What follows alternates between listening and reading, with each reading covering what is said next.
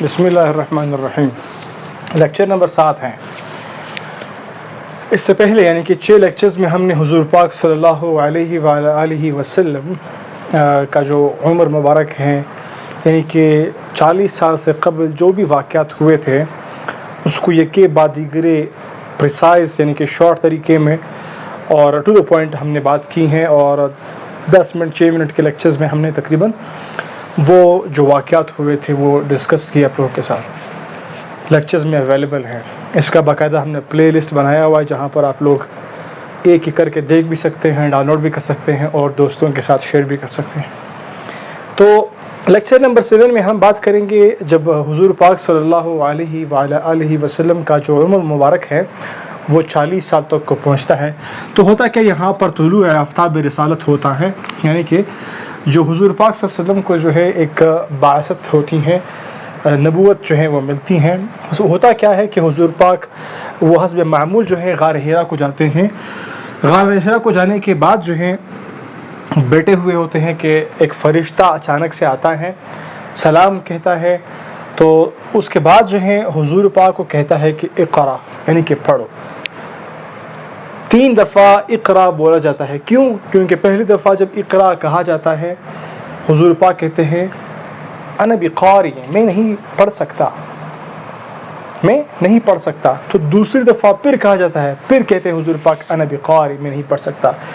تیسری دفعہ جو ہے یہاں پر جو فرشتہ ہے وہ حضور پاک کو ایک انداز بتایا گیا ہے کہ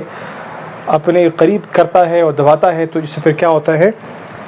حضور پاک جو ہے پھر تیسری دفعہ جو ہے وہ پڑھنے کے قابل ہو جاتا ہے۔ یہاں پر پہلی دفعہ کیوں کہا تھا کہ میں نہیں پڑھ سکتا، کیا تھا سچویشن؟ اکارڈنگ ٹو سچویشن جو علماء بتاتے ہیں کتب میں، جو سیرت النبی صلی اللہ علیہ وآلہ وسلم کے جتنے کتب ہیں وہاں پر کچھ ایک جامع کتب کی اگر میں بات کروں، ان میں سے ایک کتاب میں یہ لکھا گیا تھا کہ جو رپلائی دی تھی حضور پاک نے اقرا کے حوالے سے یعنی کہ انا بقاری، وہ یہ تھا، پہلا ریزن یہ ہو سکتا تھا کہ حضور پاک جو تھے اس کو لکھ پڑھ آتا نہیں تھا۔ تو یوں بتایا جا سکتا ہے کہ پہلی دفعہ جو ہے حضور پاک کو ایک ریٹن اسکرپٹ یعنی کہ لکھا ہوا جو ہے صحیفہ یا آیات جو ہیں وہ آپ کے سامنے پیش کیے گئے تھے، تو آپ صلی اللہ علیہ وسلم نہیں پڑھ سکتے تھے کیونکہ آپ جو تھے وہ لکھا ہوا نہیں تھا، لکھ پڑھ نہیں تھا آپ صلی اللہ علیہ وسلم۔ تو پھر کیا ہوا، یہ ایک کنڈیشن ہے کہ جس وجہ سے حضور پاک نے جب دیکھا تو ایک صحیفہ ہے تو حضور نے رپلائی دیا کہ میں جو ہوں انا بقاری، میں نہیں پڑھ سکتا، تو یہ رپلائی دیا تھا۔ دوسرا یہ کنڈیشن ہو سکتا ہے کہ اس وقت جب فرشتہ اندر آیا تھا غار حرا میں تو حضور پاک جو تھے وہ اس سٹریس کو برداشت نہ کر پائے، وہ عالم جو تھا وہ ایک مطلب مختلف قسم کے سچویشن کریٹ ہو گئے تھے کہ وہ ایک قسم کا بھاری بھرکم کام سمجھ لیجئے گا، کیونکہ یہ معمول کے خلاف بات ہو رہی تھی نا حضور کی زندگی میں، تو اس دباؤ کی وجہ سے حضور نے جواب دیا تھا کہ میں نہیں پڑھ سکتا۔ تو یہ 2 کنڈیشن ہو سکتے ہیں، ایک دباؤ تھا یا پھر حضور پاک جو بہت ہی پہلی ویل نون کنڈیشن ہے کہ حضور پاک جو تھے وہ لکھا ہوا چیز جو ہے وہ پڑھ نہیں سکتے تھے۔ تو یہ بتایا گیا تھا کہ یہاں پر یہ 2 کنڈیشن ہو سکتے ہیں، یا تو دباؤ ہو گیا تھا یا پھر وہ صحیفہ جو لایا گیا تھا جو سامنے آیات حضور پاک کے سامنے پیش کیے گئے تھے وہ لکھے ہوئے تھے، تو جس کی وجہ سے حضور پاک نے رپلائی کیا تھا کہ میں انا بقاری، میں نہیں پڑھ سکتا۔ تو جب یہ واقعہ ہوا حضور پر بہت زیادہ دباؤ ہوا، تو معمول کے خلاف جو ہیں وہ جسم میں تبدیلیاں آ گئی، سردی جو ہے وہ ایک قسم سے طاری ہو گئی، سرد کنڈیشن کریٹ ہوا حضور پر۔ تو حضور تشریف لائے حجرے میں خدیجہ کے پاس۔ حضرت خدیجہ نے حضور صلی اللہ علیہ وسلم کو جب دیکھا تو پھر تسلی دی کہ بالکل کچھ بھی نہیں ہے، بالکل سب کچھ ٹھیک ہونے والا ہے۔ تو پھر اس کے بعد جو ہے حضور کی تسلی کے لیے حضور کو لے گئے تھے ورقہ بن نوفل کے پاس۔ ورقہ بن نوفل کون ہیں؟ حضرت خدیجہ کے چچا زاد بھائی ہیں، اور یہ ایک بہت بڑے عالم تھے تورات اور انجیل کے۔ تو اس عالم کے مطابق اس کو پتہ تھا کہ اس طرح کے واقعات کیسے ہوتے ہیں۔ تو پھر جب دریافت کیا کیا جو حضرت خدیجہ سے دریافت کیا کہ کیا ہوا تھا، کیا ماجرا ہے، کیا قصہ ہے، حضرت خدیجہ نے سب بتایا۔ تو ورقہ بن نوفل نے تصدیق کی اور کہا کہ ہاں، اگر یہ جو واقعہ آپ نے بتایا ہے یہ سچ ہے تو حضور صلی اللہ علیہ وآلہ وسلم کے پاس جو ہے وہی فرشتہ آتا ہے جو عیسیٰ علیہ السلام کے پاس آیا کرتا تھا۔ پھر مزید بھی کہا کہ جو نشانیاں دیکھی گئی ہیں اس کے مطابق ورقہ بن نوفل نے تصدیق کی تھی کہ یہ بالکل اس امت کے نبی ہیں جس کا ذکر جو ہے وہ آسمانی کتابوں میں ہمارے سامنے گزر چکا ہے، کیونکہ یہ عالم تھے، اس کو پتہ تھا۔ اس طرح سے باسط ہو جاتی ہیں، یعنی کہ حضور پاک کو جو ہے نبوت مل جاتی ہے۔ 3 سال تک جو ہے حضور پاک مخفی چپ طریقے سے تبلیغ کرتے ہیں، ایک دو اکٹھا کرتے ہیں۔ اس طرح سے پھر جب تعداد جو ہے وہ بڑھتی ہیں تو پھر دار ارقم جو کہ ارقم کا گھر تھا، جو 7واں یا پھر 10واں بکس کے حوالے سے ارقم جو تھا وہ شخص ہیں، وہ ایمان لایا تھا۔ ارقم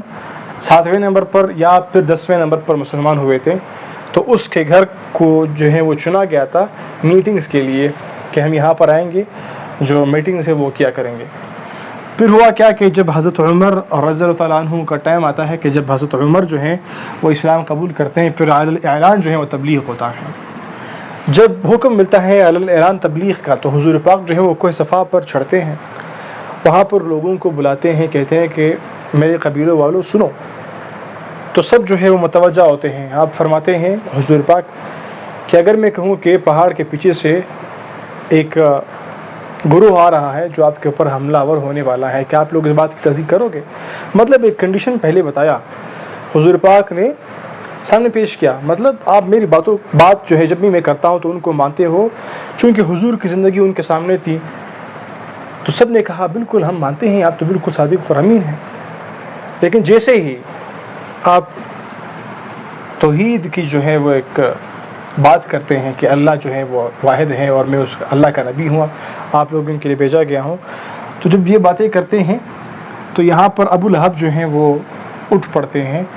جو کہ حضور پاک کے بالکل اپنے ہی چچا ہیں، تو خلاف ہوتے ہیں، اور پھر ابو لہب کے خلاف جو ہیں، ابو لہب خلاف بولا حضور پاک کا، تو پھر حضور پاک کے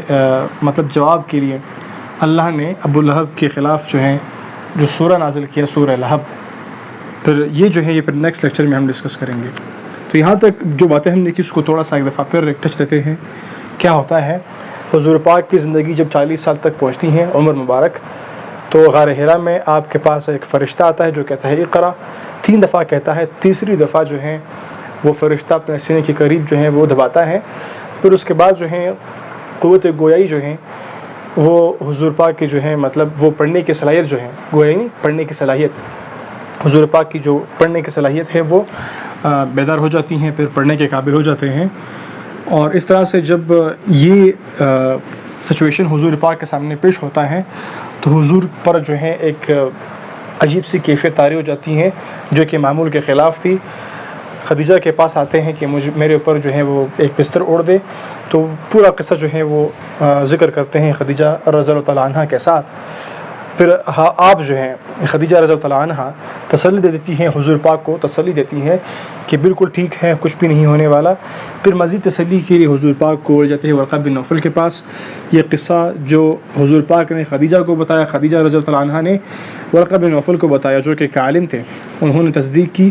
کہا کہ اگر آپ نے جو واقعہ بتایا ہے اگر یہ بالکل صحیح ہے تو پھر حضور پاک جو ہے اس کے پاس وہی فرشتہ آیا ہے جو حضرت عیسیٰ کو آیا کرتا تھا۔ تو اس طرح سے نبوت ملتی ہے۔ 3 سال تک آپ مخفی یعنی کہ چپ طریقے سے جو ہیں وہ تبلیغ کرتے ہیں۔ جیسے جیسے نمبر جو ہیں وہ بڑھتی ہیں حضور پاک کے فالوورز کی، تو پھر دار ارقم جو ہیں وہ چنا جاتا ہے ایک جگہ جہاں پر میٹنگ ہوتے ہیں، اور دار ارقم جو ہے ارقم کا گھر ہوتا ہے نا، ارقم دار گھر، ارقم کا، تو ارقم جو ہیں یہ 7ویں یا 10ویں مسلمان ہوئے ہیں۔ لیکن اعلان تبلیغ تب ہوتی ہے جب حضور کی خدمت میں حضرت عمر آتے ہیں، یعنی کہ حضرت عمر جو ہیں وہ اسلام قبول کرتے ہیں۔ تو پھر اس کے بعد جو ہے جب حکم ہوتا ہے حضور پاک کو 3 سال کے بعد کہ آپ جو ہیں ابھی اعلان تبلیغ کرے، تو آپ کوہ صفا پر چڑھتے ہیں، لوگوں سے مخاطب ہوتے ہیں، لوگوں کو بلاتے ہیں۔ تو جب اللہ کا کہتے ہیں کہ میں اللہ کا بندہ ہوں، اللہ کا نبی ہوں، اللہ واحد لا شریک ہیں، اور بتوں سے انکار کرنے کے لیے بولتے ہیں،